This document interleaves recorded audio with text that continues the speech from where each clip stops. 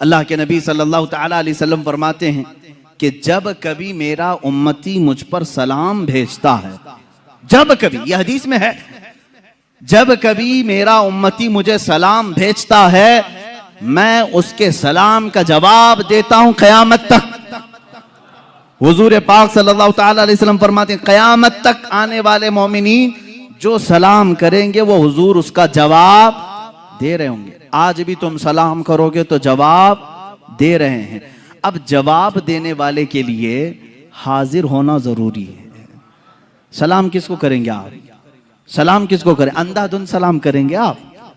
हमारे सामने जो है उसे सलाम करते हैं और जवाब भी सुनने वाला देता है। और मेरे आका फरमा रहे हैं मैं अपने हर उम्मती का जवाब देता हूं। ये रिवायत है लेकिन बड़ी कमजोर है, इसमें आमश मुदल्लिस है और आन से रिवायत कर रहे हैं, समा की तस्रीह नहीं है।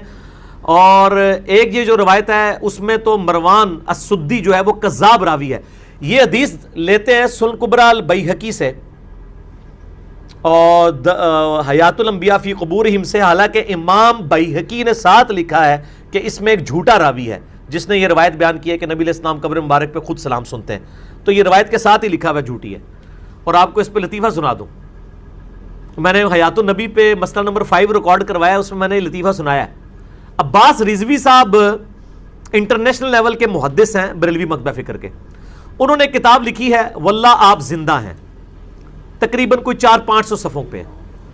वो हयातुल अंबिया फी क़ुबूरिहिम इमाम बैहकी की किताब की शरह लिखी है। हालांकि इमाम बैहकी की किताब में सिर्फ 21 हदीसें हैं, वो इतनी सी किताबची है, वो उसकी शरह 500 सफ़ों में लिखी है।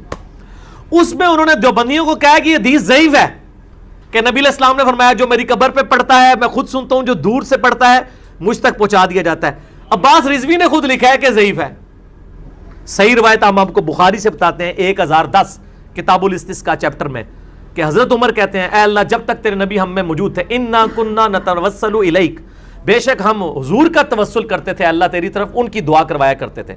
अब उनके बाद हम उनके चचा को दुआ के लिए लेके आए, उनकी दुआ की बरकत से बारिश नाज़िल फरमा, बारिश नाज़िल हो जाती थी। मेरे आका सल्लल्लाहु तआला अलैहि वसल्लम के आने का अदब और एहतराम मदीने वालों ने भी किया था। अब मैं ये कहता हूँ कि जिसे मदीने वालों की खुशकिस्मती मिली वो मेरे आका की मिलाद मनाएगा और मदीने वालों में उसका हशर भी होगा, क्योंकि मेरे आका ने फरमाया है मन तशब्बह बिकौमिन फहुव मिनहुम, जो जिस कौम की आदत को अपनाएगा दुनिया में क़यामत के दिन वो उसी कौम के साथ उठाया जाएगा। ऐ वहाबियों, तुम मक्का के इब्लीस के साथ गम मनाओ और तुम्हारा क़यामत के दिन हशर उन्हीं की जमात के साथ होगा। एक और चीज चलिए, हमारे साहब बोले थे यहाँ के जन्मदिन मनाओ रसूल का, दलील क्या दी? जश्न मनाओ, इब्लीस ने नहीं मनाया, ये दलील। अरे हमारा जुर्म क्या है? हाँ, हम आपसे सिर्फ इतनी सी बात कहते हैं कि जन्मदिन अगर मनाया गया है या जायज है तो किसी एक साहबी की दलील दे दो, मनाना शुरू कर देंगे। हम तो बड़े प्यार से एक बात कहते हैं, अल्लाह के नबी सल्लल्लाहु अलैहि वसल्लम जब इस दुनिया से पर्दा नहीं कर गए, जब नबी अकरम की रूह आला इल्लीन के अंदर दाखिल कर दी गई और आला इल्लीन के अंदर भी दारुल किरामा के अंदर दाखिल कर दी गई, जब आप अल्लाह को प्यारे हो गए और जब आप इस दुनिया से रुखसत हो गए तो हजरत अबू बकर सिद्दीक खलीफा बनाए गए। उसी वक्त दफन होने से पहले 2 साल उनकी खिलाफत रही। बस एक दलील दे दो, 12 रबीउल अव्वल नबी अकरम सल्लल्लाहु अलैहि वसल्लम के इंतकाल के बाद अबू बकर के जमाने में 2 मरतबा आया और 12 तारीख उसकी 2 बार आई। मुझे सिर्फ एक दलील दे दो, अबू बकर सिद्दीक ने कभी अपने घर में रोशनी की हो, कभी अपनी मस्जिदों में हरी झंडियां लगाई हो, कभी जश्न मनाया हो, चिरागा किया हो, या फिर यह बताओ कि अबू बकर सिद्दीक को मोहब्बत नहीं थी? दोनों में से एक बात कर दो बस। अबू बकर को मोहब्बत थी या नहीं? अगर थी तो जलूस क्यों नहीं निकाला? अगर थी तो जश्न क्यों नहीं मनाया? बस दलील ही तो मांग रहा हूं, तुम दलील दे दो, हम कल मनाना शुरू कर देंगे। कहते इब्लीस ने नहीं मनाया, ये दलील है। इब्लीस ने नहीं मनाया, ये दलील है। मेरे भाइयों, हजरत उमर फारूक का जमाना आया, उन्होंने 10 साल खिलाफत की।